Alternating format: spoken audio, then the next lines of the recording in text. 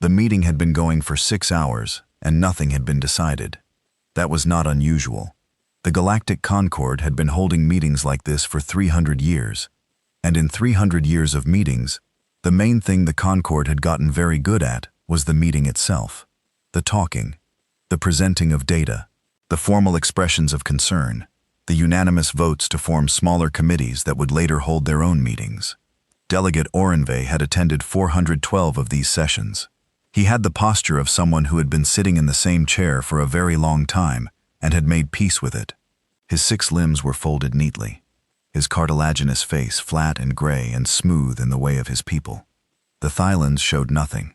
He had learned long ago that showing nothing was the correct expression for a Concord chamber. It meant you were listening. It meant you were serious. It meant you were not, at this moment, thinking about the fact that 6 star systems had been consumed by the Kaith Empire in the past 11 years, and the Concord had responded with 412 meetings. The speaker at the front of the chamber was a Salvani data archivist. She was tall, pale green, and she had been talking for 40 minutes about historical voting records. Her display showed a long column of numbers, 312 years of Concord session logs.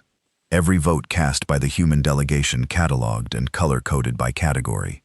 Yellow for trade negotiations, blue for territorial disputes, green for diplomatic resolutions. There was almost no red. Red was for military action. The human delegation had voted for military action twice in 312 years. Both times the motion failed anyway.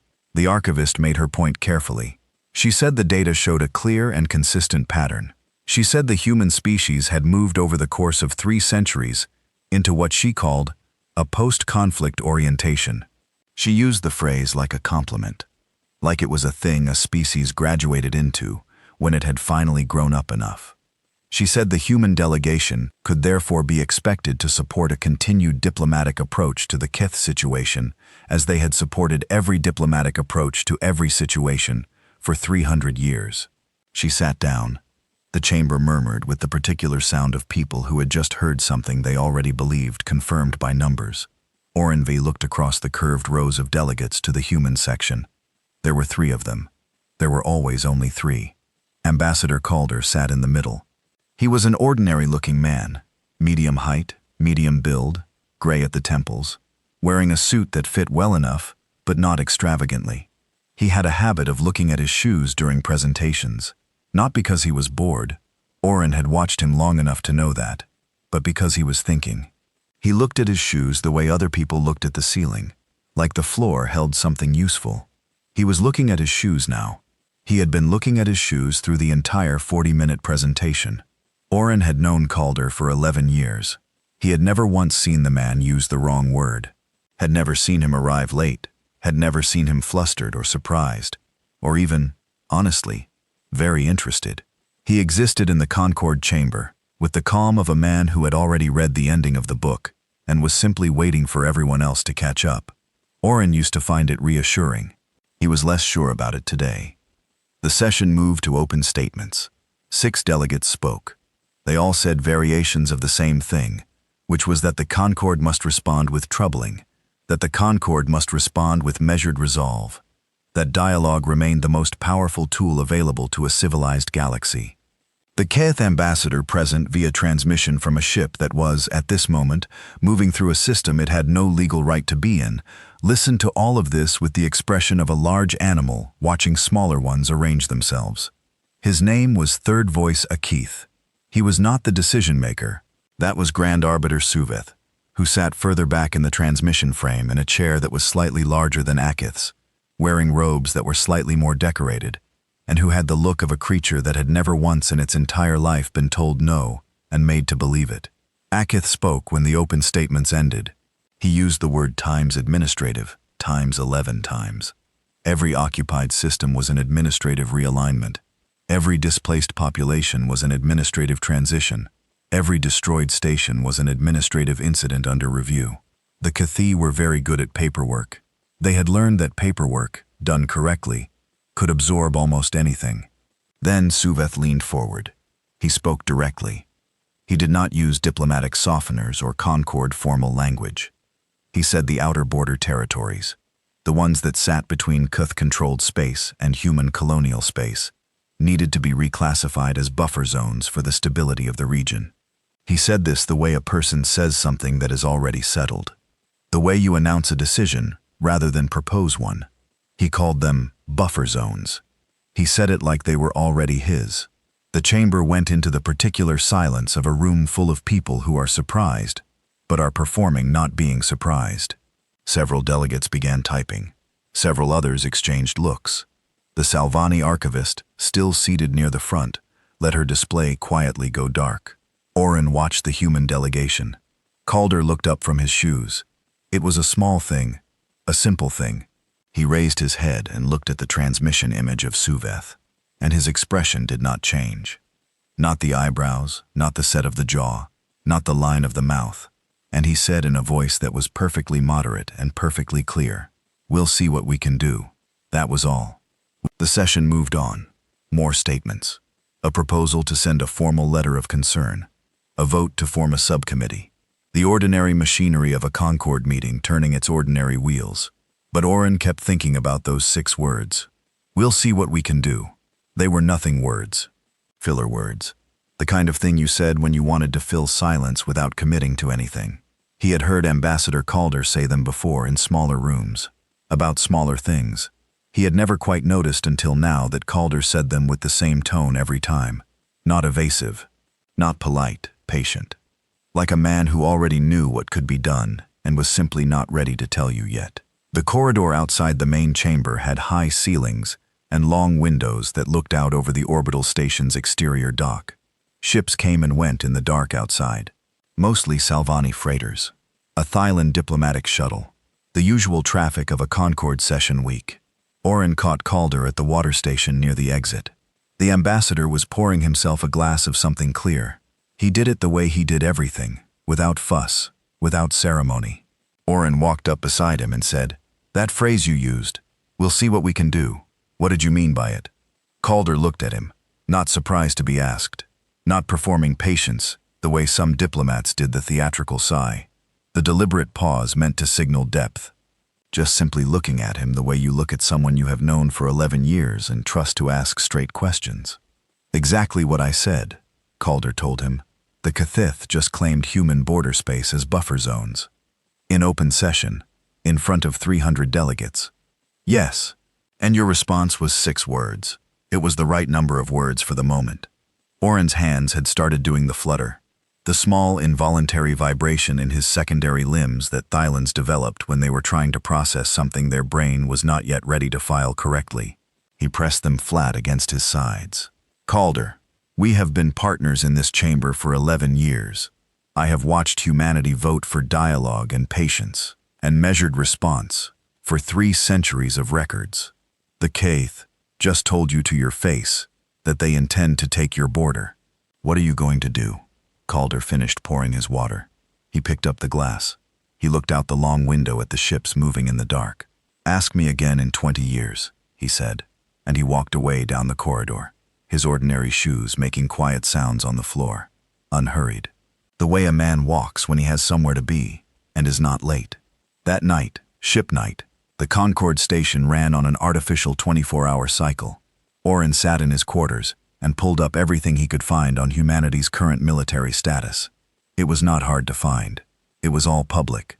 The Concord kept a military registry for all member species, updated quarterly.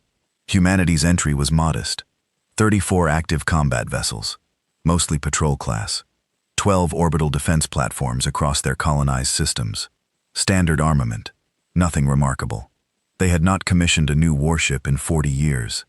Their defense budget had been declining for 6 decades, reinvested into medical research, which the Concord had noted in several reports as evidence of a species in the mature phase of civilizational development, evolved past war. That was what the Salvani archivist had said, basically. Oren looked at the numbers for a long time. Then he thought about Calder's face when Suveth said, "times buffer zones." He tried to match the face to the numbers. It did not match. He could not say why. He told himself it was tiredness. He had been in sessions for 6 hours, and his joints ached in the way of Thylans, who sat in chairs designed for bipedal species. He told himself that Calder was simply a calm man, and calm men did not always mean something by being calm. He filed his daily report to the Thylos Diplomatic Commission. He wrote that the session had produced no resolution. He wrote that the Keth were escalating. He wrote that the human delegation had been present and engaged.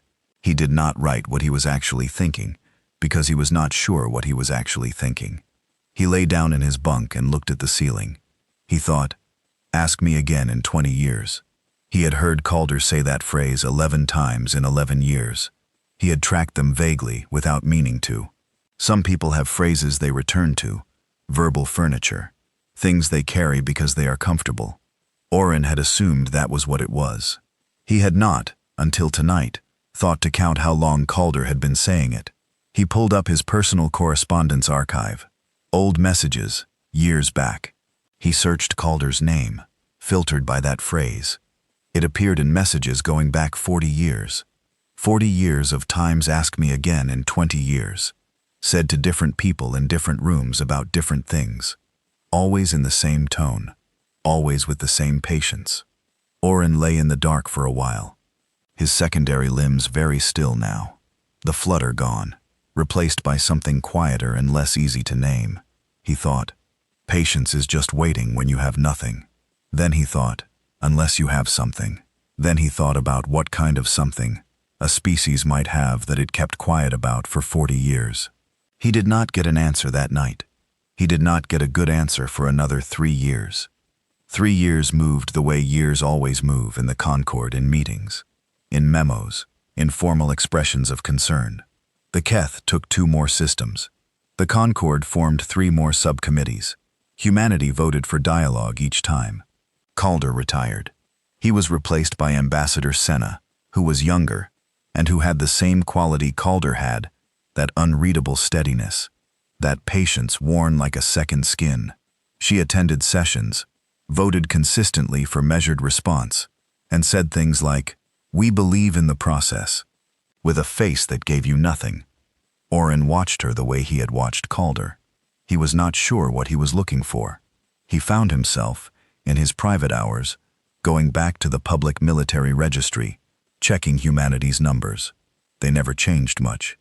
Patrol ships, defense platforms, a modest fleet by any standard. Nothing that explained the look on Calder's face, or now Senna's face when the Keth said things that should have terrified them. He started, very quietly, asking questions, not official questions. He had been in diplomacy long enough to know that official questions about military matters went through 17 layers of bureaucracy and came back as non-answers dressed in formal language. He asked the kind of questions you asked over meals, in corridors, in the small talk at the edges of sessions. He asked a Solvani analyst who specialized in human affairs whether she thought humanity was genuinely pacifist or whether it was strategy. She said, genuinely pacifist. Without hesitation. The data was clear. She said, the data was 300 years of voting records. He asked a Velhari military theorist whether there was any known scenario in which a species could project false military data to the Concord registry. The theorist laughed at him, not unkindly. Invented the whole fleet, you mean? 300 years of fake entries? Nobody has the patience for that, he said. And what would be the point? You'd have to actually build something eventually for it to mean anything. Oren nodded and said, yes, of course. He was just thinking out loud. He thought about the word, times eventually. He thought about what eventually meant to a species that had been saying, times ask me again in 20 years, times for 4 decades. He thought about Jupiter. He had done a standard diplomatic tour of the human solar system 8 years ago as part of a Concord cultural exchange. They had not gone near Jupiter. The tour guide, pleasant, thorough, full of historical facts about the human home system, had explained that Jupiter's deep magnetosphere was not safe for civilian vessels at that time due to ongoing atmospheric research. Atmospheric research. Oren had written it down in his tour notes. He had not thought about it again until now. He pulled up his tour notes. Atmospheric research, he had written. He stared at those 2 words for a long assing. Ask me again in 20 years. Times and times. We'll see what we can do. Times. and the face of every human ambassador he had ever watched sit quietly in a Concord chamber while something terrible was said. Something was in there, a pattern, a shape he could not quite see the edges of. 3 weeks before the Keth Ninth Vanguard crossed into human border space and disappeared, Oren ran into Ambassador Senna at the water station outside the main chamber. He had taken to positioning himself there. It was a habit now. She poured her water. She looked at him with Calder's eyes, that particular human look of knowing more than is being said. He asked her, directly, "Are you afraid of the Keth?" She considered the question. "No," she said. "You should be. They have taken 8 systems. They have the largest active fleet in this region of the galaxy. I know what they have," she said. Simple, flat, not dismissive, certain. He looked at her. She looked at him. She was drinking her water without hurrying. "What do you have?" he asked. She smiled. It was a small smile. Not warm, not cold, not proud. The smile of someone who has been carrying a very large and very heavy thing for a very long time and can finally see the table where they are going to put it down. She didn't answer him. She walked away down the corridor, her shoes quiet on the floor. 3 weeks later, the Ninth Vanguard crossed the border, and then the galaxy stopped being what it had been. The Ninth Expansion Vanguard had never lost a ship. That was not a boast. It was a fact. The same way the mass of a star is a fact, or the temperature of a furnace. The Ninth had been operational for 63 years. It had participated in 11 territorial expansions, 4 forced colonial absorptions, and 1 full planetary siege. It had emerged from all of them intact. Its commander, Fleet Lord Greveth, kept the record on a small metal plate mounted beside his operations console. 63 years, not one hull lost. He looked at that plate every morning, not from pride exactly. From the same reason a builder looks at a wall he constructed to confirm it is still standing, that the work was real, that it holds. The crossing into human border territory was not classified as a military operation. It had a different name. In the official Keth expansion registry, it was logged as a navigation survey, Class 4, a standard procedure used when the Empire needed to assess a region for future administrative integration. Class 4 surveys happened all the time. They sent a fleet rather than a single ship because the region was large, not because anyone expected resistance. There was nothing to resist with. Greveth knew the human military numbers the same way everyone in the Keth officer class knew them.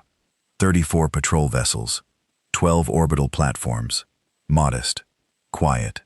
The fleet of a species that had decided, somewhere along the way, that the galaxy was basically safe and they did not need very much to protect themselves from it.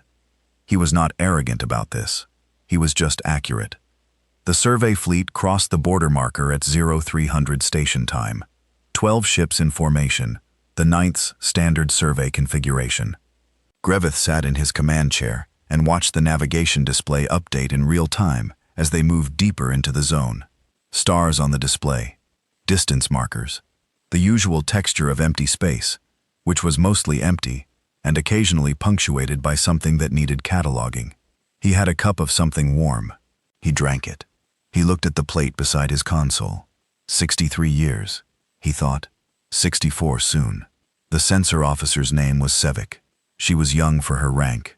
31, which in Keth military terms meant she had moved fast, which meant she was good, which meant Greveth had requested her specifically for the 9th, 3 years ago. She was good because she was careful. She did not report things until she had checked them twice. Some officers reported first and checked later, which was faster but produced a lot of noise in the data. Sevik checked first, and the result was that when she reported something, it was real. She ran her calibration sequence at 0340. Then she ran it again at 0341. Then she sat very still for approximately 90 seconds, which Greveth noticed because Sevik did not sit still. She was a small, quick-moving creature by nature, always adjusting something, always cross-referencing something else. 90 seconds of stillness was wrong. He said her name. She turned to look at him. Her face had the specific quality of a person who is choosing, very carefully, the order of words before they say them. "Fleet Lord," she said. Long-range sensors are reading 11 large mass signatures, bearing 274. Distance approximately 40 light minutes. Define large, he said. She told him. He did not react visibly. He had not survived 63 years in the Keth military by reacting visibly to things. He said, "Calibration error." "I ran it twice," she said. "Run it again." She ran it again. The numbers came back identical. The mass signatures sat in the data, like stones in shallow water, dense, immovable, impossible to argue with. "What is the nearest star to those coordinates?" he asked. "Nearest star is 4.2 light-years distant," she said. "Fleet Lord, those objects are in open space. There is no star. There is no planetary system. There is no—" I understood the implication. He put down his cup. He stood up. He walked to the sensor station and looked at her display over her shoulder. The 11 signatures sat on the screen in a loose arrangement, the way a hand of cards might be arranged. Not quite in a line, not quite in a cluster. Something between the two. Intentional spacing. The kind of spacing you chose, rather than the kind that happened by gravity. "Optical," he said. She switched the display to long-range optical. The images were grainy at this distance, assembled from light that had taken 40 minutes to travel, but they were clear enough. 11 shapes in the dark, round at first, round the way planets are round, the deep and absolute roundness of something massive enough to pull itself into a sphere. But as the optical resolution sharpened, the roundness became complicated. Structures on the surface, not geological, not the cratered randomness of a natural body, something built, something that repeated. Towers, or the things that corresponded to towers at this scale, arranged in patterns that only made sense if someone had arranged them on purpose. "Those are ships," Sevek said. She did not say it dramatically. She said it the way she said everything carefully, after being sure. Gravith looked at the display. He looked at the 11 shapes. He looked at the mass numbers still running in the corner of the screen. He said, "Planets don't have registration marks." "No," she said. "Pull the registration data." She pulled it. It came back fast, because registration data was a simple lookup. Every object in Concord recognized space, carried an ID signal, a basic broadcast, the equivalent of a name tag. Most ships broadcast theirs continuously. These were broadcasting theirs continuously. Had been, presumably, for some time. The signals were just very small against the size of the things broadcasting them. The registration marks were human, all 11 of them. Terran Consolidated Defense. Hull registration numbers that began with the prefix RSP. Gravith did not know what RSP stood for. He would find out later. He would find out that it stood for Rampart Siege Platform. He would find out a great many things later. At this specific moment, he had the registration marks, the mass numbers, the optical images, and the 40-minute-old light, showing him 11 structures that his brain was still trying to file under the wrong category. Battle stations, he said, not because he thought it would help, because there was no other order that fit the moment. The 9th moved toward the objects at reduced speed. Gravith wanted more sensor data before he committed to anything. He wanted to understand the shape of the situation before the situation understood him. The objects did not move. This was, he would later think, the first thing that should have told him something. An enemy that moves toward you is reacting to you. An enemy that does not move is not reacting because it does not need to. It is already exactly where it wants to be. At 20 light-minutes distance, the optical images resolved sharply enough to make the stomach do something unpleasant. The smallest of the 11 objects was approximately 7,000 kilometers across. The largest was close to 19,000. For reference, and Sevek pulled this reference without being asked, because she was good at her job and understood that context was part of data. The planet the humans called Earth, their home world, was approximately 12,700 kilometers in diameter. The largest of these ships was bigger than the human homeworld. Gravith looked at this information for a long time. He thought about the 63 years on the plate beside his console. He thought about 11 territorial expansions. He thought about the look on every enemy commander's face at the moment they understood what the 9th expansion Vanguard was. That particular look, the collapsing expression, the split second before surrender. He knew it, the way a craftsman knows the sound of good work. He thought about human border territory, a navigation survey, Class 4. He opened a transmission to the fleet's other 11 ships. He said, "All vessels hold position. Do not approach further. Do not transmit on open channels. Await my signal." Oh, he closed the transmission. He looked at Sevek. She was already looking at him. He said, "How long would something that size take to build?" She opened her mouth, closed it. He could see her doing the maths in real time, which was not really maths. There were too many unknowns, too many variables. But the approximation, the broad and terrible approximation, decades, she said, at minimum, depending on materials, workforce, technology. For all 11? She stopped. "Say it," he said. "A century, possibly 2. Fleet Lord, you would need to hollow out moons. You would need entire planetary cores for the raw material. You would need to build inside something, inside a gas giant's shadow, inside a magnetosphere strong enough to mask the construction signatures, or the Concorde's long-range surveys would have tuity." She stopped again. "Jupiter," Gravith said, "and Saturn, and possibly others. They're colonial systems. Some of those gas giants are large enough, magnetically active enough. If you knew what you were doing, if you had been planning it long enough." Gravith said nothing for a moment. "Then, the Concorde has been doing long-range surveys of human space for 300 years. Quarterly mineral surveys, standard atmospheric readings, traffic monitoring." "Yes," Sevek said. "But the survey protocols were written before anyone had built a mass displacement field strong enough to mask a structure that size. The Concorde surveys weren't looking for this. Nobody wrote the protocol to look for this because nobody thought Reford." She did not finish the sentence. "Nobody thought anyone would do this. Nobody thought any species had the patience to do this. The first power spike registered at 0447. It came from the largest of the 11 objects, the one the registration data listed as RSP-01. Immovable. The power signature bloomed on the sensor display like a flower, opening very fast in time-lapse, bright and sudden and structured, not random, deliberate. The specific electromagnetic fingerprint of a weapon system drawing power, which Sevek recognized because she had seen it on every Keth warship she had ever served on, and because some things look the same no matter what size they are. The scale was different. The scale was the problem. The RSP-01's weapons power draw was equivalent to the entire combined output of all 12 ships in the 9th Expansion Vanguard, combined, running everything all at once. That was one weapon on one ship of 11. "Fleet Lord," Sevek said. Her voice was exactly what it always was, careful, precise, the voice of someone who checks twice before she speaks. Gravith had always found it steady, a good sound in a difficult moment. Recommend immediate course reversal, and he was already composing the emergency transmission to the Concorde.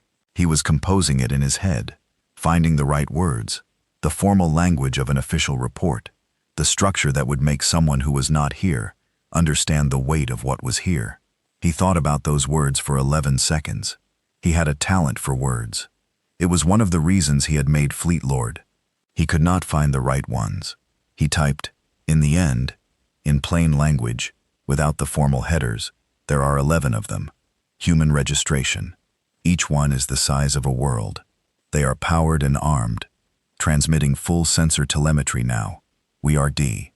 The carrier signal died, not cut, not blocked in the usual sense of the word. The transmission simply stopped having anywhere to go. The deep space relay they had been routing through was there one moment and then producing no response the next, which was not the same as being destroyed, but which meant the same thing in practice. Sevek turned from her console. Her face was doing something he had not seen it do before. Not fear exactly, not the obvious kind. The kind that looks like a person suddenly understanding the actual size of a room they thought was smaller. "Fleet Lord," she said. "They've been watching us since we crossed the border." He knew that. He had known it since he saw that the objects were not moving. How long until he started? The 11 shapes moved, not fast, not the darting urgency of a ship in a fight, the way a door opens, the way a tide moves, the unhurried, absolute motion of something too large to need to hurry, moving because it has decided to move, and the decision was made a long time before this moment. "All ships," Gravith said. The last data packet transmitted by the 9th Expansion Vanguard was 17 seconds of sensor telemetry. 11 objects moving in the dark. Mass numbers that were still wrong. Even now, even knowing what they were still wrong.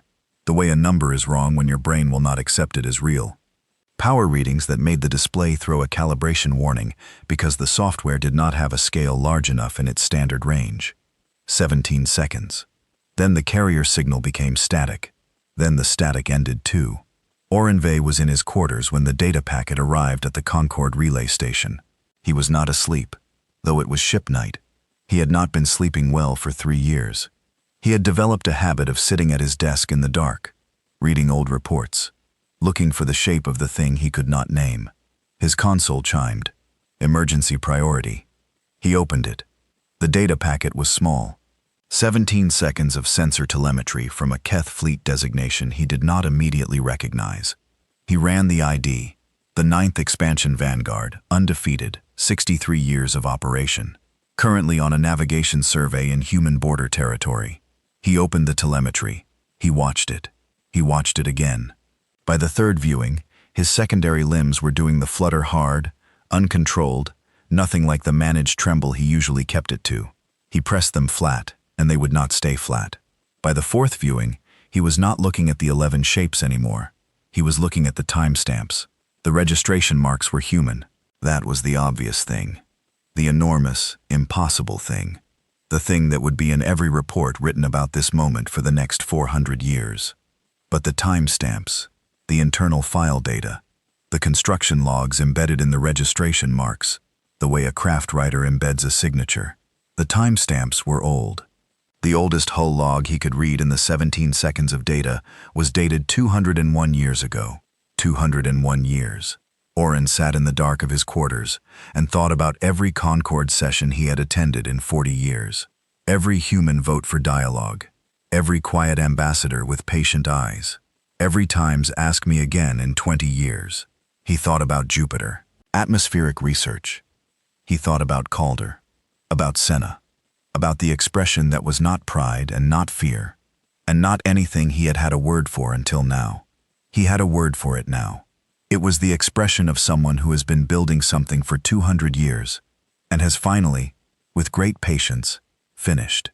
He filed the telemetry packet to the Concorde emergency channel. He wrote in the subject line, "Human military assets, immediate assessment required." He stared at those words. He deleted them, and wrote instead, "We were wrong about the humans." He stared at that too. He sent it without a subject line. He sat in the dark for a long time after, his limbs finally still, looking at nothing in particular, thinking about the distance between quiet and empty, and how long he had confused the two. The Concorde chamber had seen many things in 300 years. It had seen the signing of the Outer Reach Accords, which ended a border war that had killed 4 million people across 2 species. It had seen the collapse of the Vithani delegation in the middle of a trade session, a moment so politically catastrophic that the Concorde had spent 11 years trying to diplomatically unring that bell. It had seen celebrations and crises, and the long grinding machinery of interstellar bureaucracy doing its slow and imperfect work. It had never seen anything like the morning Admiral Yar Solis walked in. She did not use the formal entrance. The formal entrance was on the east side of the chamber, wide and tall, designed for delegations, for groups of 3 or 5 or 12 walking in together, with the weight of their species behind them. It had large doors. The doors opened outward, which was a design choice that meant something about welcome, about openness, about the Concorde's foundational belief that every member arrived as an equal. Solis came in through the side door. The side door was narrow. It was used by staff, by technicians, by the people who maintained the equipment and refreshed the water stations, and made sure the translation systems ran correctly. Nobody who mattered used the side door. It was not a statement. It was simply the nearest entrance to the chamber floor. She walked to the center of the room and stood in the well. The well was the lowest point of the chamber, a circular space maybe 15 meters across, where the most serious things got said. Delegations used it for formal addresses. Mediators used it for binding rulings. It had good acoustics and a full ring of visibility. Every seat in the house could see the well clearly. It was designed so that nothing said there could be missed. She stood in it, like she had been there before. She had not. Nobody had checked her credentials at the door. Nobody had handed her a presentation order. She had simply walked in and stood in the well in the chamber, which had been buzzing with the noise of 400 delegates processing the worst intelligence report in Concord history, went quiet. She was 61 years old, not tall, not imposing in any physical way that the word imposing usually implies. Her uniform was Terran Consolidated Defense. Gray, plain, no decorations except the rank bars at the collar, and a single small pin above the left breast that nobody in the room could read from their seats. She waited for the room to finish being quiet. Then she put one image on the central display. Just one. No title, no header, no presentation markers. One photograph. Old. The color palette of a camera that had been doing its job in difficult conditions. High radiation, debris scatter. The kind of light that comes after something has been destroyed, rather than before. The image showed a research station, what was left of one. Structural frames bent outward in the specific pattern of an internal pressure event, which was the technical description of what happened when something explodes from the inside. Docking arms broken clean off. Habitat modules. The small round rooms where people slept, ate, worked, argued, made coffee, wrote letters home, punctured and dark. Floating near the largest fragment of the station's central hub, visible if you looked at the right part of the image, were shapes that the eye did not want to identify as what they were. The delegates who had been alive 300 years ago went very still. The Velhari delegate, old enough to have read the original incident reports, leaned back in her seat with the expression of someone who has been tapped on the shoulder from behind and is not yet sure whether to turn around. The younger delegates began searching their archives. 300 years was deep history. The incident had a name: the Fomalhaut Skirmish. Keth Border Patrol. Disputed navigation records. Closed file. It had a casualty number, 61. It had an official Keth designation. An accidental navigation incident under administrative review. The review had never concluded.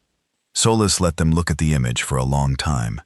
Long enough that the people who were searching their archives found what they were looking for. Long enough that the people who already knew what they were looking at had to sit with knowing it. Then she said, 304 years ago, a Kaith Border Patrol destroyed a human research station at Fomalhaut. 61 scientists. No military personnel. No weapons platform within 9 light years. The Kaith filed it as an accidental navigation incident. The Concord accepted that filing. She paused. We did not. She did not use a podium.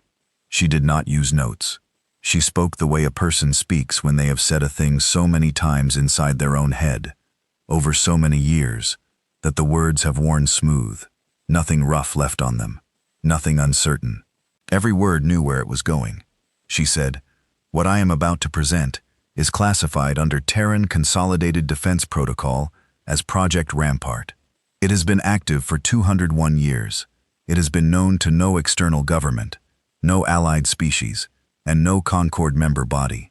The information is being declassified now, because the operational phase of the project began 11 days ago, when the Keth 9th Expansion Vanguard crossed the human border marker into survey territory."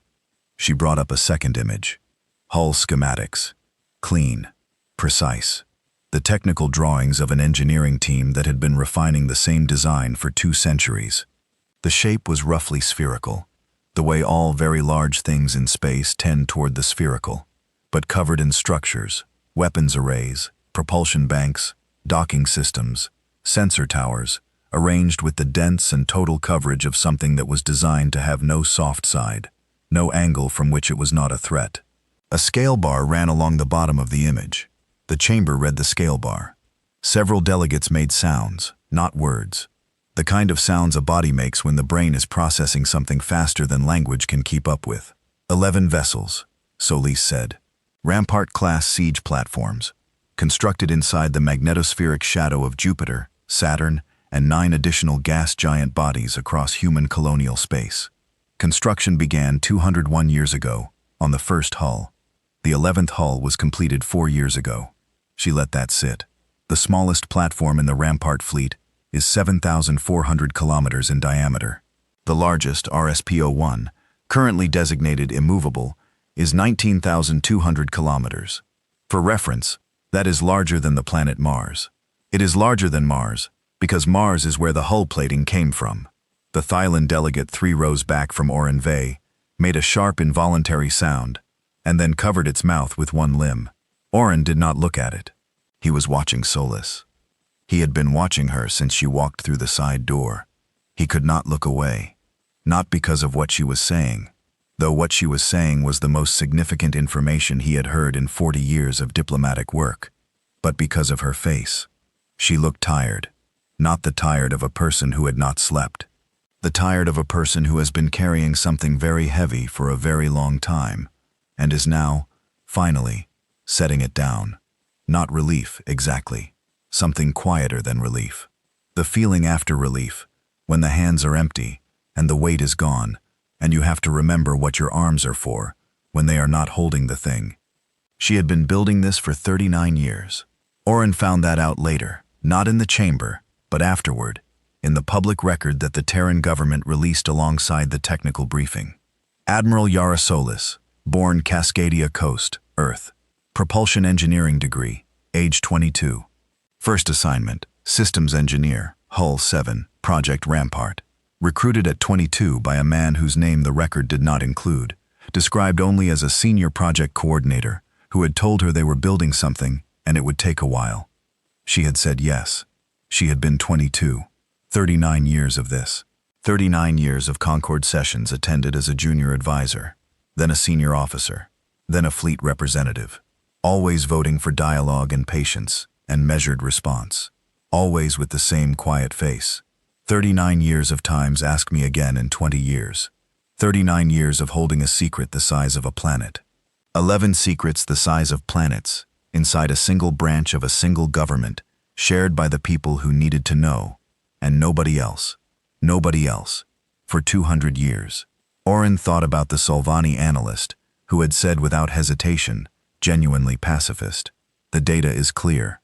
He thought about the Velhari theorist, who had laughed at the idea of faking fleet data for 300 years. Nobody has the patience for that, the theorist had said. He had been wrong about the patience. He had been wrong about what it was for. Suveth joined by transmission at the 1-hour mark. He had not been invited. The Concord had sent a formal notification to the Keth diplomatic channel as protocol required, and Suveth had joined uninvited and unannounced, which was the Keth way of communicating that they did not consider themselves subject to the Concord schedule. His transmission image appeared on the secondary display to the right of the central screen, large and well lit. His robes arranged with the specific care of someone who understands that image is power. He waited for Solis to acknowledge his presence. She did not acknowledge his presence. She was in the middle of a technical description of the Rampart fleet's primary weapon systems, and she continued it without pausing, without looking at his transmission image, without changing her tone by a single degree. He waited another 40 seconds. Then he spoke over her. The Keth Empire requires an explanation for the destruction of the 9th Expansion Vanguard. Solis stopped. She looked at his image. The 9th Vanguard was in human territory without authorization, she said. It was assessed as a threat. It was treated as one. And under what Concord mandate? The Concord mandate under which we operate, she said, is the same one under which every member species operates. We are permitted to defend our territory. The 9th Vanguard was in our territory. And the buffer zone designation has no legal standing, she said. You said it in open session 3 years ago. The Concord did not ratify it. We did not ratify it. You saying a thing does not make it true. She said that last sentence, the way you hand someone a piece of paper, simply, without heat. Suveth's expression did something complex. He was not used to this, not the content of what she was saying. He had been told no before, formally, by Concord votes and diplomatic rejections. But the tone, the quality of it. She was not angry. She was not performing strength the way the Kaith performed strength with volume and posture, and the implication of consequences. She was simply answering his question, as if the answer were obvious, as if she had known what his question would be before he asked it, and had prepared the answer, and was now delivering it on schedule. By what right, he said, and his voice had gone lower and harder. Did humanity construct these weapons inside Concord space without a declaration of intent? The Concord Charter requires 10. We weren't in the Concord when we started, Solis said. Silence. Humanity joined the Concord 219 years ago. Construction on the first hull began 201 years ago. 18 years after accession. Depressed? You are correct that the Charter requires a declaration of intent for major military construction. We were in violation of that clause. TME. She said this without apology. She said it with the flat precision of a person reading from a technical document. However, she said the Concord's response to the Fomalhaut incident, which occurred before our accession, and which the Caith filed as an accidental navigation event, and the Concord accepted without investigation, established a baseline for what we could expect from Concord enforcement mechanisms. We made a calculation. What calculation? Suveth said. That the Concord would forgive a rules violation more easily than a genocide, and the chamber was so quiet that the ambient hum of the translation systems was audible. We were right, she said. You vetted our trade agreements. You assessed our medical technology. You reviewed our colonization ethics. You sent cultural exchange delegations. You read our voting records and concluded we had evolved past conflict. A pause that had nothing comfortable in it. Nobody asked about the shipyards. We didn't lie. We answered every question we were asked. You did not ask the right ones. Suveth said nothing. Orin watched his face in the transmission image. Watched the thing that was happening behind the eyes. Suveth was a creature who thought in acquisitions, in territories, in the vocabulary of a species that had expanded for so long by simply walking forward that it had never developed a complete picture of what it would mean to walk into something that did not move. He was developing that picture now. It looked like it hurt. The technical briefing ran for 4 more hours. Solis covered the Rampart fleet's capabilities with the economy of someone who has respect for the audience's time and no interest in theater. Weapons range, propulsion specifications, hull integrity under sustained bombardment, which was a calculation they had run many times and which produced numbers that the Concord's military analysts would spend 3 weeks checking and then confirming. The platforms could not be destroyed by any weapon system currently in operation in this region of the galaxy, not because they were invincible in some absolute sense, but because destroying one would require a concentration of firepower that no single empire possessed, and doing that kind of damage to something 19,000 kilometers across would take time, and the 11 platforms would not give anyone time. She covered the manufacturing history, the gas giants, the techniques developed specifically to mask construction signatures from the Concord Standard Survey Systems, a branch of physics mass displacement field theory that humanity had invented and kept internal to the project for 160 years. She said it plainly. They had invented a physics discipline and told nobody. For 160 years. At the 5-hour mark, she took a single question from the floor. The Velhari delegate asked, "Why now? Why reveal this now?" Solis looked at her. "Because the Keth crossed the border," she said, "and because we are done waiting for the Concord to handle something the Concord has been failing to handle for 11 years. And if the Caith had not crossed the border," Solis thought about this for a moment. A real moment, not a performed one. The kind of pause that meant the person was actually thinking, rather than preparing to speak. "Then we would still be waiting," she said. "We are patient people." Orin found her in the corridor outside the chamber, after the session ended. He did not plan to approach her. He was moving toward the exit, toward the transit bay, toward his quarters, toward the private space, where he could sit with everything he had just heard, and tried to build it into a shape he could carry.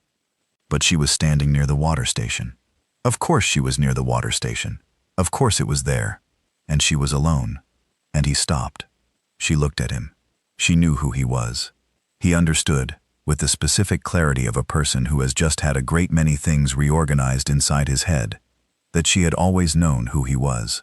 That every human ambassador he had ever spoken to in that corridor had known exactly who he was, and what he represented, and what he would report. He said, "How many people knew? Enough to build it." She said, "Few enough to keep it. For 200 years. For 200 years." He looked at her. She poured her water. She looked like she needed it. "The Fomalhaut photograph," he said. "You opened with that." "Yes." "Why?" "You had the technical data. You had the fleet. You could have opened with the fleet." She drank her water. She was quiet for a moment. "Because I wanted them to understand the order," she said. "The photograph came first. The fleet came after. That's the correct sequence. If you show the fleet first, it looks like aggression. If you show Fomalhaut first, it looks like what it is." "At what is it?" he asked. She looked at him with the tired, settled face of a woman who had spent 39 years answering a question that everyone else had stopped asking. "An answer," she said. She set her glass down and walked back toward the chamber, unhurried, the way a person walks when the worst of the work is done, and what remains is only the long, necessary work of finishing it. Oren stood at the water station alone. He thought about 61 names. He thought about 200 years. He thought about the size of a thing you had to build to make 61 names mean something to an empire that had filed them as an administrative incident. He did not pour himself any water. He walked to his quarters and sat down in the dark and started writing the report that he already knew would be the most important document of his career and possibly of his life. And he did not know yet how to begin it. So he simply wrote the first truth he could find. "We were wrong about the humans." He looked at that sentence. He left it. It was, he thought, the right number of words for the moment. The Kuth did not surrender after the 9th Vanguard disappeared. That surprised some people in the Concord. Not many of the people who had studied Kuth history knew that the Empire had never once, in 600 years of recorded expansion, responded to a military setback by stopping. It responded by escalating. It was the only move it knew. When something pushed back, you pushed harder, because the alternative was to acknowledge that something existed which could push back. And the core strategic doctrine had no filed category for that. So, they escalated. Suveth ordered the full mobilization of the Krath Imperial Fleet within 48 hours of the Concord session. 4,000 ships. Every combat vessel in active service pulled from patrol routes, from colonial garrison duty, from the quiet, comfortable assignments that experienced crews got when the Empire was not actively expanding. He pulled them all and sent them to the Vareth Corridor, which was a 40 AU shipping lane that the Kaith had controlled for 60 years, and which sat at the near edge of what used to be human border territory, and was now, technically, a war zone. 4,000 ships was the largest military assembly in this region of the galaxy in 300 years. It was a number designed to be looked at and understood immediately. 4,000 was not a patrol. 4,000 was not a survey fleet. 4,000 was a statement about the size of a thing and what the Kith intended to do with it. The RSP immovable dropped out of transit 9 hours after the fleet finished assembling. Just the one ship. It came out of transit the way very large things move without urgency, without the quick repositioning of a vessel trying to find its angle. It simply arrived. It was there. The Vreth Corridor, which had been a 40 AU lane of open space for 60 years, was suddenly occupied in the way that a room is occupied when someone very large walks into it and stands in the middle. The Kaith Fleet Commander, a 3-star called Tivith, who had been given this assignment because he was experienced and reliable, and because Suveth needed someone who would follow orders, without asking the kind of questions that slow things down, opened a formal demand channel. He told the immovable to withdraw administered space or face military action. The immovable did not respond. Tivath waited the protocol period, 14 minutes, long enough to show patience, short enough to show seriousness. He had done this before. Most things, when told they were facing 4,000 ships, began the calculation that led to backing down. It was simple arithmetic. It almost always worked. He transmitted the demand again. The immovable fired once. The weapon's discharge lasted approximately 3 seconds. It was not a beam, exactly not the focused point energy weapon that most species used at this scale. It was broader than that. It behaved more like weather than like a weapon, like a pressure front moving across a surface, except the surface was space, and the pressure was enough to restructure it. The Vreth Corridor stopped existing, not the ships in it. The corridor itself, the stable gravitational lane that had made this particular stretch of space valuable for 60 years, the reliable path through a region of moderate gravitational complexity that had been the reason the Kthith wanted this territory in the first place. The immovable's weapons discharge destabilized the gravitational geometry of the lane so completely that what had been a clean navigational path became impassable debris field. It would take, the Concorde's astrophysicists estimated later, approximately 400 years to restabilize naturally. The Confleith lost no ships in this exchange. They lost the reason they had wanted the corridor.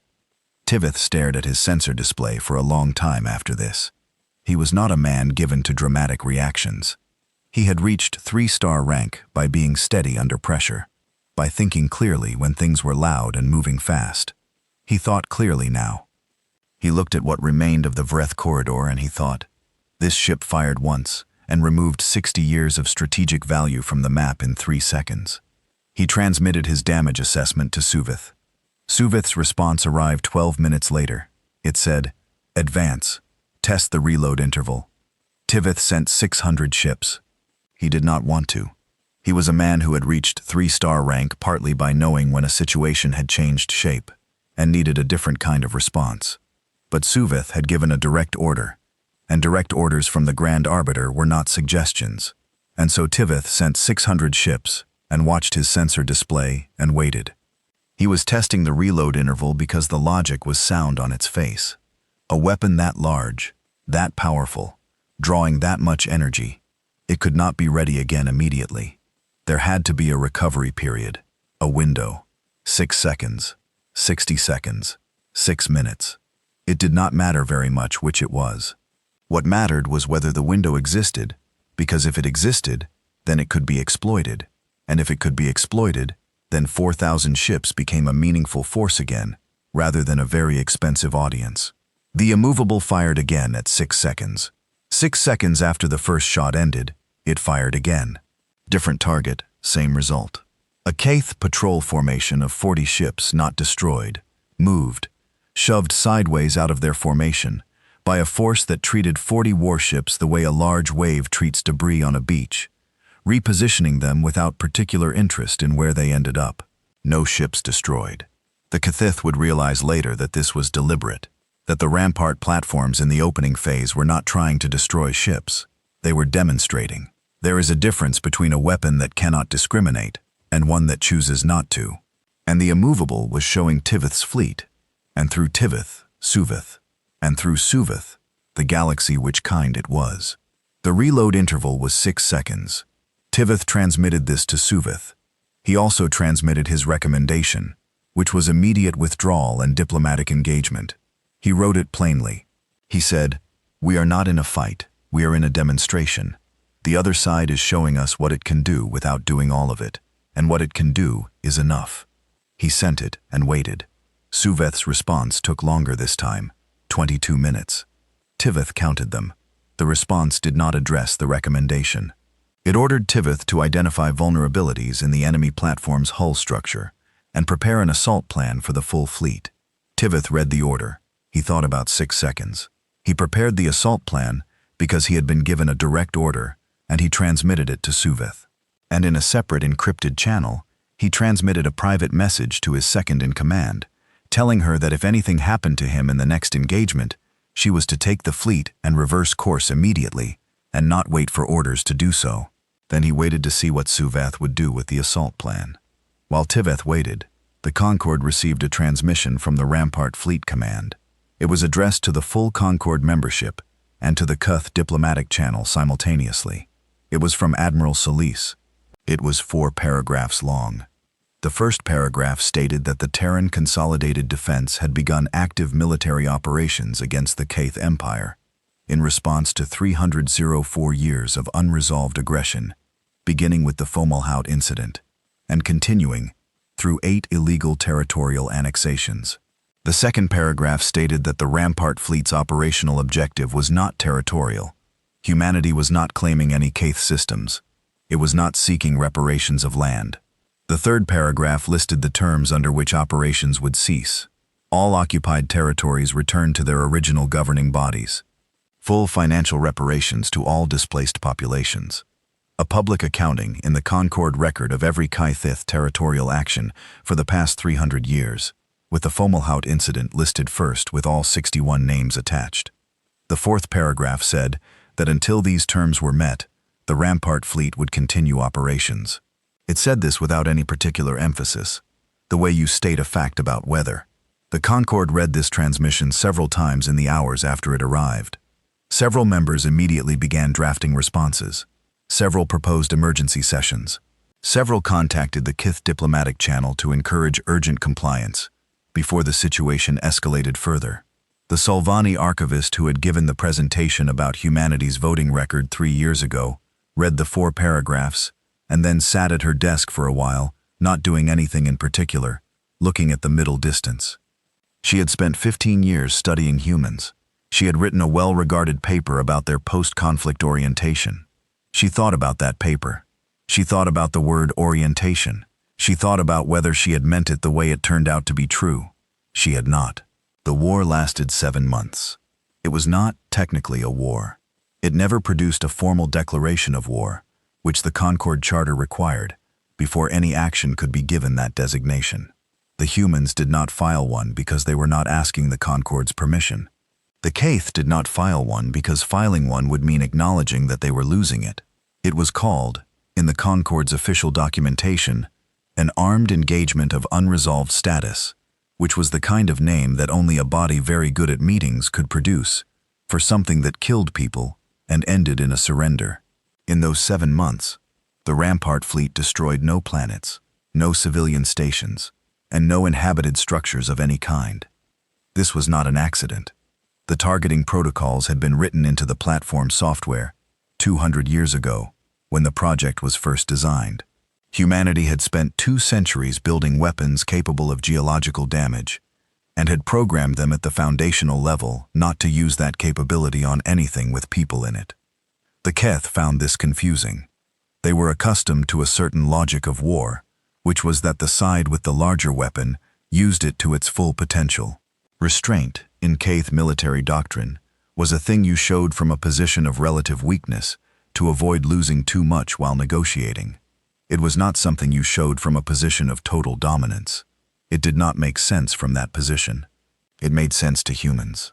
The platforms moved through Keth adjacent space in the 2nd month, not attacking, simply present.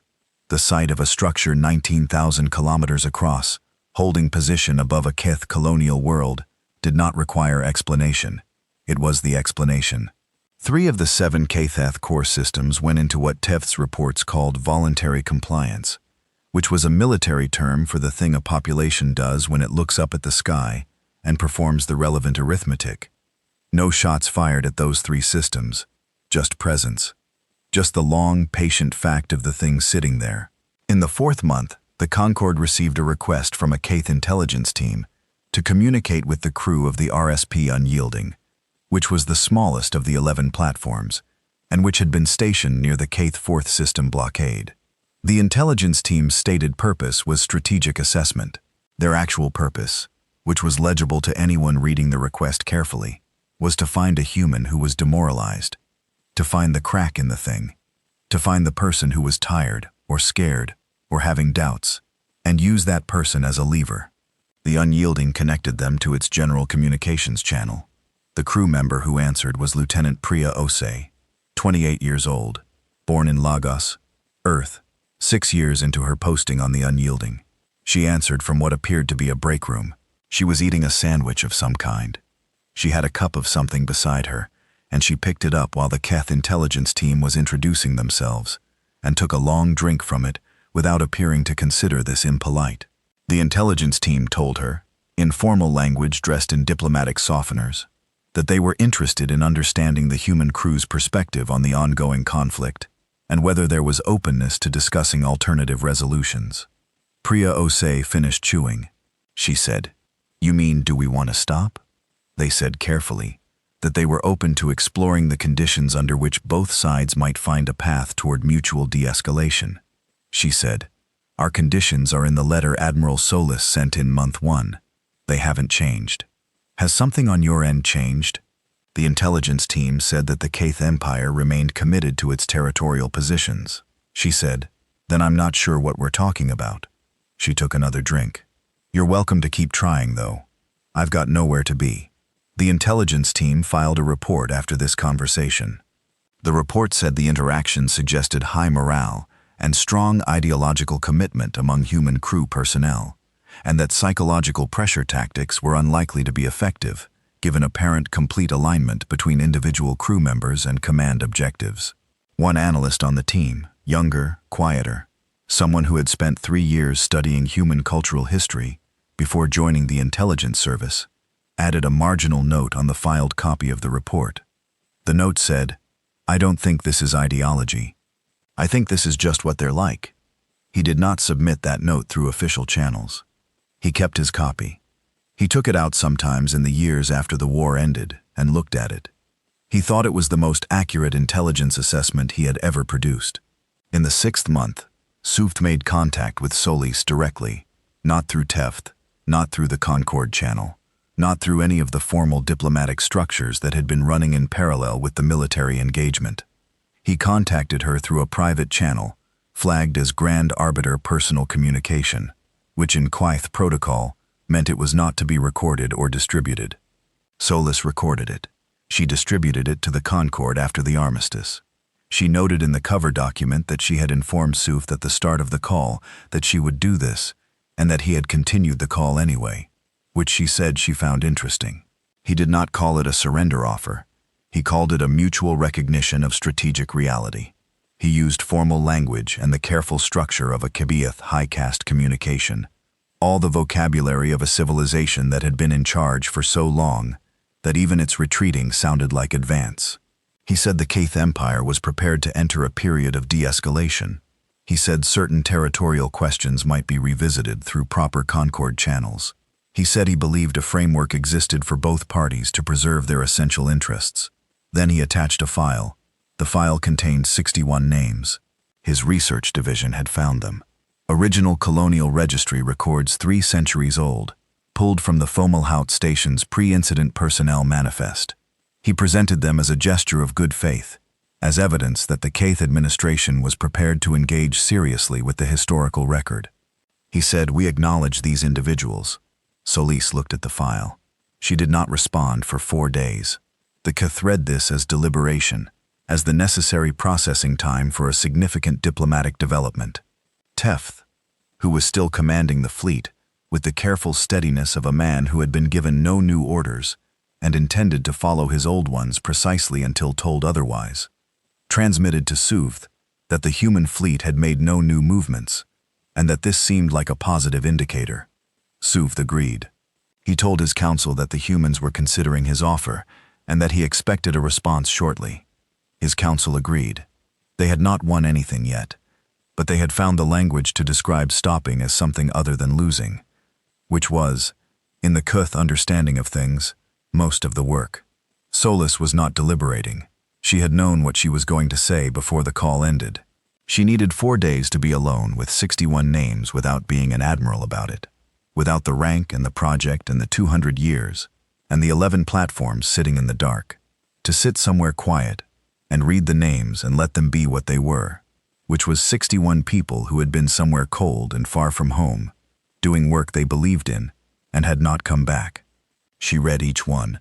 She said each one out loud once into the quiet of her private quarters on the Immovables residential level, where the walls were plain and the light was low, and there was no one to report to and nothing to present.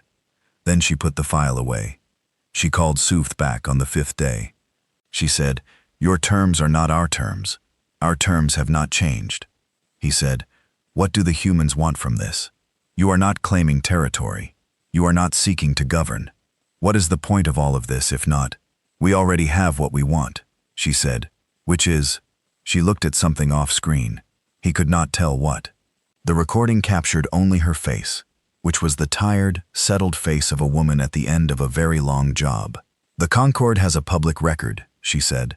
"Everything that goes through Concord channels stays there permanently. Your filing of the Fomalhaut incident is in that record.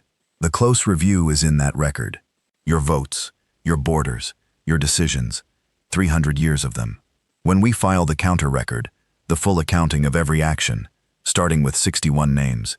That goes into permanently. Whatever happens next, whatever the Cath does or doesn't do, those names are in the record. They are no longer an administrative incident under review. Sooth said nothing. That's what we have, she said. That's what we came for. He was quiet for a long time. Then he said, and the territorial demands? The reparations? Those are for the people you displaced, not for us. Fix what you broke. We'll verify that you fixed it. Then we'll leave. He wanted to ask something else. She could see it on his face. The thing he could not ask through official channels. The thing that did not fit the vocabulary of a grand arbiter. He wanted to ask whether it was really about 61 names, whether a species had truly spent 2 centuries building 11 planet-sized warships, because an administrative review never concluded.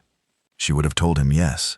She would have said, we are patient people, but we do not forget, and the 2 things together are more dangerous than you knew. He did not ask. He agreed to full terms. 31 days later, every occupied system returned. Full reparations filed with the Concord. The public accounting published in the Concord record with Fomalhaut listed first and all 61 names in the opening paragraph, and underneath them, without comment, the names of every person lost in 7 months of engagement on both sides. The list was longer than 61 now. Solis read every name on the new edition too. She read them the same way out loud once in the quiet of her quarters. Then she filed her operational closeout report, which was 14 pages of technical summary and 2 sentences of personal statement, and she went to the observation deck of the immovable and looked out at the stars for a while, and she thought the theory was wrong, but the answer was right, and she was not sure what to do with the distance between those 2 things. She stood there for a long time. She did not reach any conclusions. She went to bed. The Concord documentation mission was Oren Vey's idea. He had proposed it 3 weeks after the armistice was signed, in a written memo to the Concord's Cultural and Historical Commission, which was the body responsible for maintaining the official record of significant events. The memo said that the Rampart fleet represented the most consequential military development in this region of the galaxy in 3 centuries, and that the Concord had both an institutional obligation and a historical duty to document it properly. It said that proper documentation required direct access. It said that a senior diplomatic representative should be permitted to visit the fleet, tour the facilities, and produce a first-hand account to sit alongside the technical briefings and sensor data that already existed in the record. The commission approved it in 48 hours, which was fast for the Concord. Oren suspected they approved it quickly, because nobody else wanted to go. He understood that.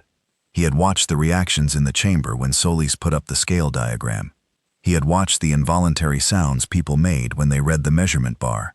There was a specific kind of vertigo that came from encountering something that broke your sense of proportion, not just surprised you, but fundamentally altered the spatial you use to understand the world. Most of the delegates were still processing that vertigo from a comfortable distance. They were not in a hurry to stand next to the thing that caused it. Oren wanted to stand next to it. He was not sure why, exactly.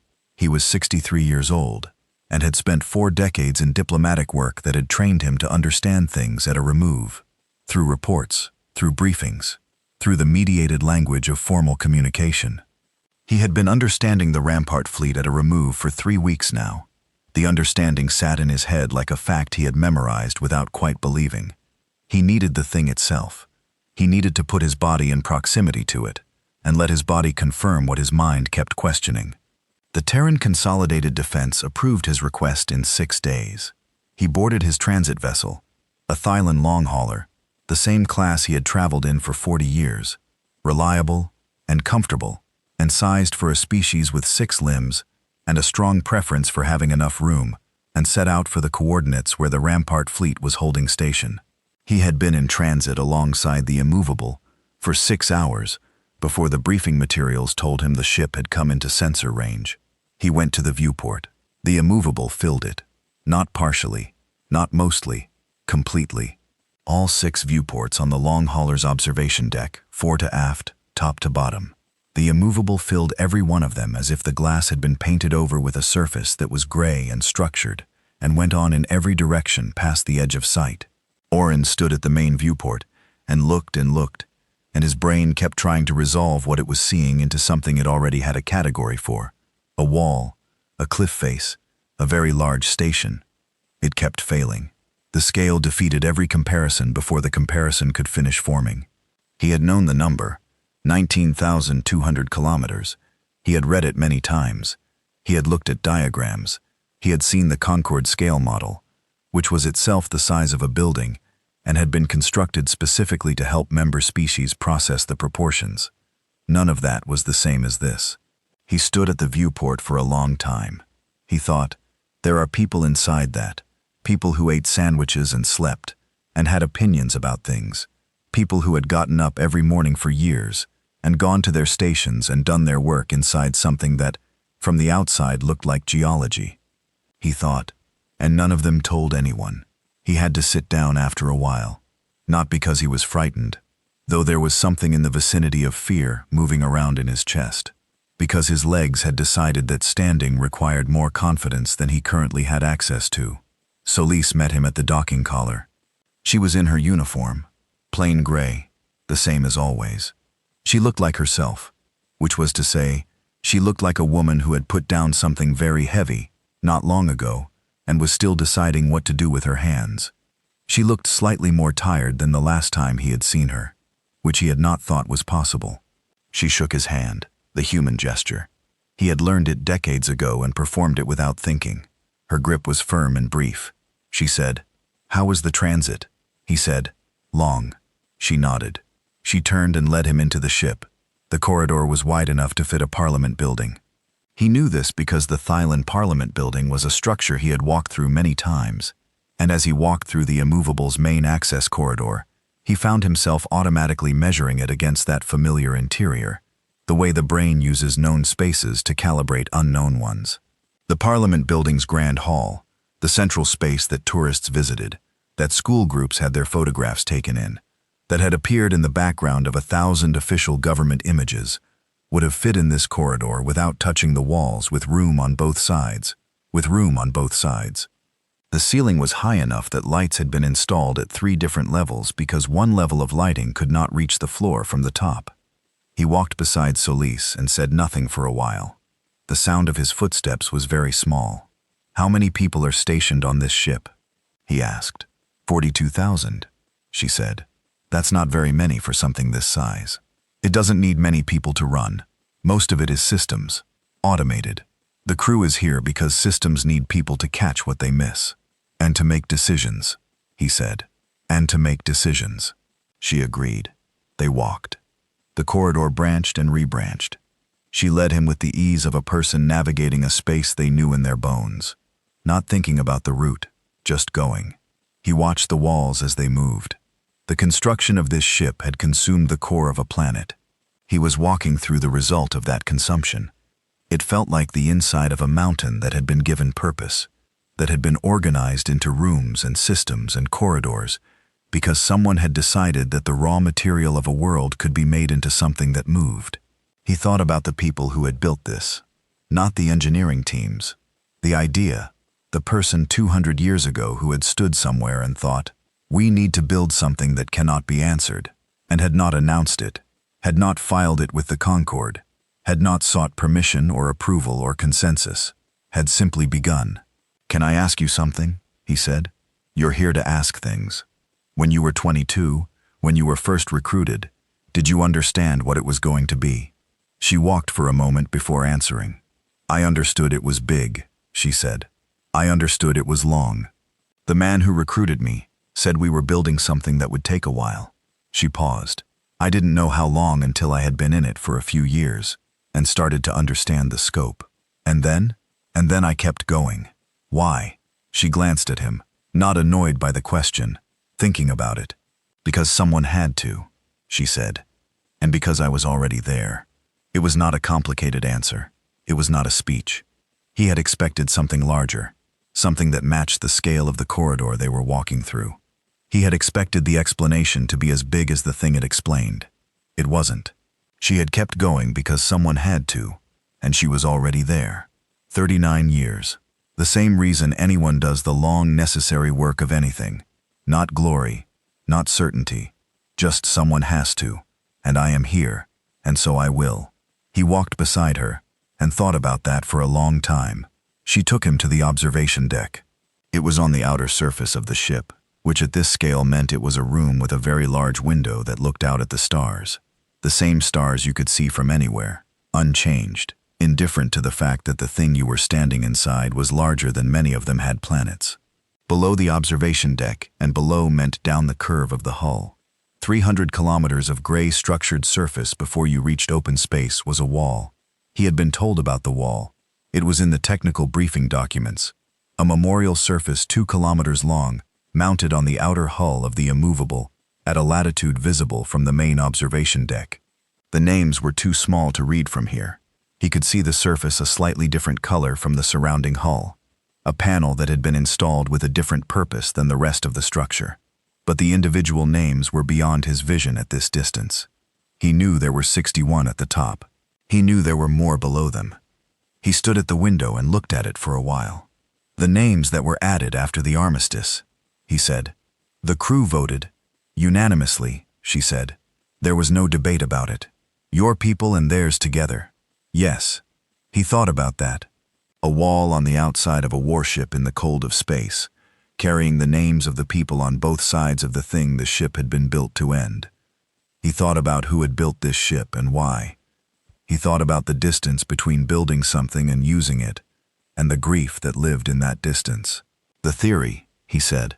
He had been carrying the phrase since she said it in the corridor after the armistice. You said the theory was wrong. She looked at the wall. The theory was deterrence, she said. You build something big enough, present enough, patient enough, and you never have to use it. The existence of the thing is the argument. Nobody reaches for a confrontation they know they cannot survive. That's a reasonable theory? It is. It works in most models. The Keth broke it because the Keth didn't know about the thing. You can't be deterred by something you don't know exists.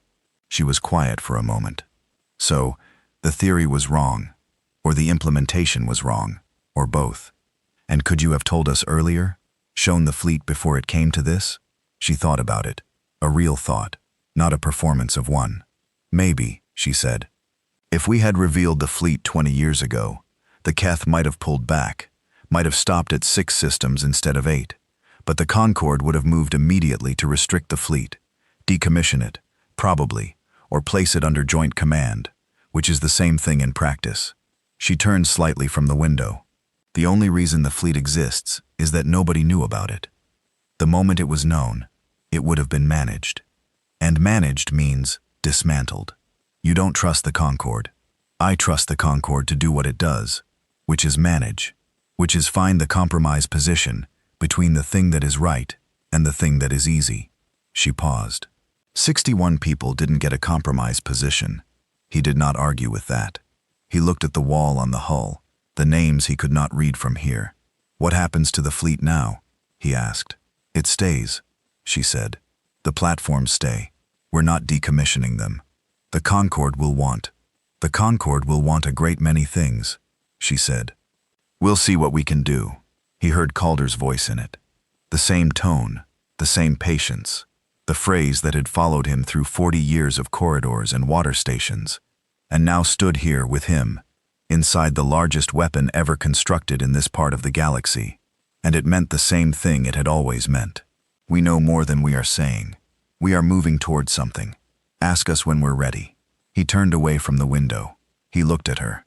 She was still looking at the hull wall, at the small rectangle of different color, 300 kilometers below them, that he could not read from here. Are you glad it's over? He asked. She thought about that for a long time. I'm glad it's done, she said. Those aren't the same thing. He waited to see if she would say more. She did not. She kept looking at the wall. He understood that he was not going to get more than that, not because she was hiding something, but because that was all there was. Glad it was done, not glad in the way of a victory, not proud in the way of a person who has been proved right. Just the quiet and complicated feeling of a thing being finished that needed to be finished, which is its own kind of peace and its own kind of grief, and the two are not always easy to separate. He stayed at the window a while longer. Then he went to the room he had been assigned a crew quarters. a small plain room with a bunk and a desk, and a viewport that looked out at the stars. And he sat at the desk and opened a blank document and started writing. He wrote for 3 days. The technical summary came first. It was thorough and careful, and he was a good diplomat. And it showed in the work. Structured, cited, precise. The kind of document the Concord's Historical Commission could file and reference and quote in formal contexts for the next 4 centuries.